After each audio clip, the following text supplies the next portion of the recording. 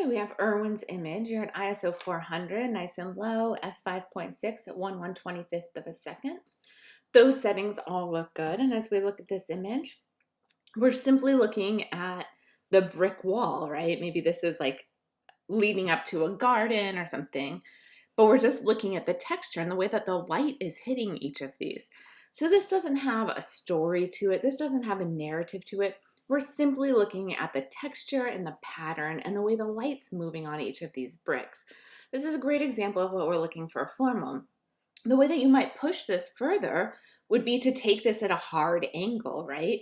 Let us see the depth of it a little bit differently. So transform what we know of as a brick wall by just changing your angle of view on it. But what you did really well is have everything within this frame.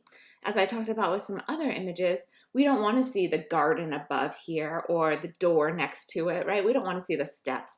All of that is a distraction. So here you really simplified the image, and that was smart. Here, this is much more about narrative. Even though there's not a person involved here, we see a patio chair, we see the gloves there, we see your helmet. So we know this is like right before someone's going to go for a ride. You can just pick this up and go.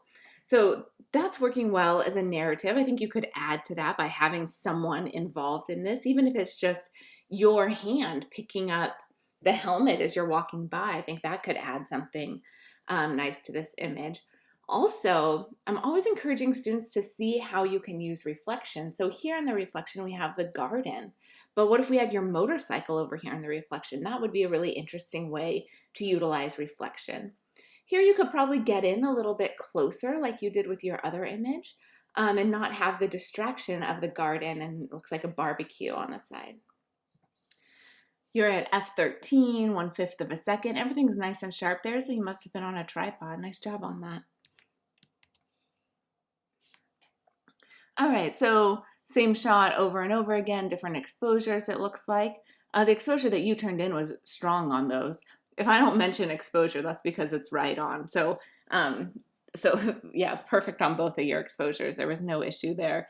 Your helmet does get a little bit hot. Might be losing some detail on the top of that, but we'll be talking about that in a few weeks. I'm not terribly concerned about that right now. And these images are much stronger than the bike. Seeing the bike there doesn't really have a narrative to it. Here, the gloves with the helmet like insinuate something's about to happen. The bike doesn't really have that feeling. Maybe if you had like your bike clothes laid out or your water bottle and helmet on the bike, like that might start to add a little bit of a narrative. But as it is now, it doesn't have nearly the narrative that this does. All right, these are Vince's images. You're at ISO 100. Am I still in your image? Yeah, ISO 100, f5 at 1/800th of a second. And similar to what we just saw with Erwin's image, this is about form. It's a fence that you've gotten close to, and we're just seeing the texture. We're just seeing the repetition of the slats of fence. So this is great for form. This is exactly what we're looking for. The exposure looks maybe a third of a stop underexposed, but you're pretty close there.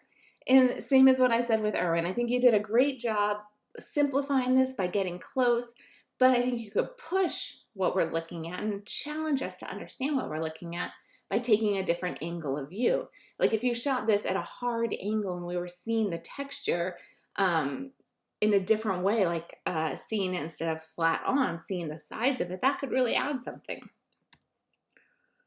And then here we have a bird. Is it sitting in a bird bath? And then we have the park situation in the background. Having that out of focus really keeps our focus right where you want it on the bird and on the bird bath. Looks like you were able to hold on to the detail pretty good here.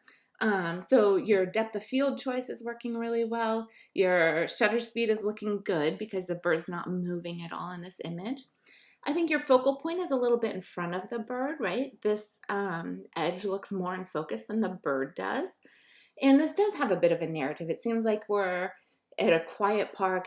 We don't see any people around. The bird is enjoying its bird bath. It's sunny out. Like that creates a nice atmosphere for us. You're shooting this at ISO 800, f5.3, 1/1250th of a second, so really fast shutter speed. So that allowed you to have everything still. Now, just making sure that that bird's completely in focus would be the one thing to improve that image. All right, so here you're starting to take a little bit of that harder angle. So if you had this sort of an angle, but you were even closer to the fence, that might be interesting as it falls really out of focus as you're close, and then, or falls, maybe it's in focus when it's close and then it falls out of focus, or vice versa. All right, and then we have these two images from Emmit that we'll look at. You're at ISO 800, 1/1250th of a second again, and your aperture isn't showing up. I think you had mentioned that there was a lens that you were using that wasn't showing up for your aperture, and that's fine, as long as you let me know. Okay, so this image is really big. So this is why we're asking that you size your images properly. You can see this is 6,000 by 4,500. And that's just too large for me to show on the screen because half of my screen isn't going to show up in my review for you guys. Let me just double check the focus here. Yeah, the focus looks good. There's like a softness overall to this image. I'm guessing that's because of the lens that you used.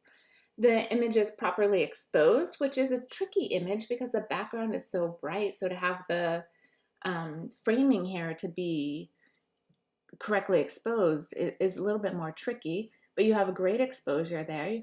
And this is all about the form. We're seeing the lines, we're seeing the shape. So this is a good example of what we're looking for, a formal image. And then we have your image here, which is for your narrative. You're at f2.5, 1/15th of a second at ISO 800.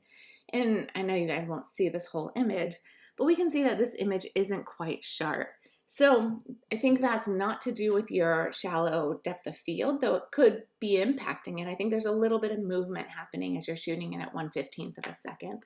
So that's something that you will need to correct for in future assignments.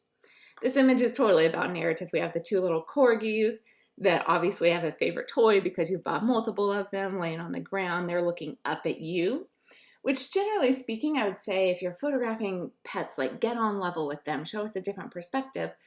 But if you're above like this, it does give this like funnier point of view when you're dealing with tiny little dogs like this and their eyes are right on you. They're waiting for you to make that next move. All right, let's take a look at your contact sheet.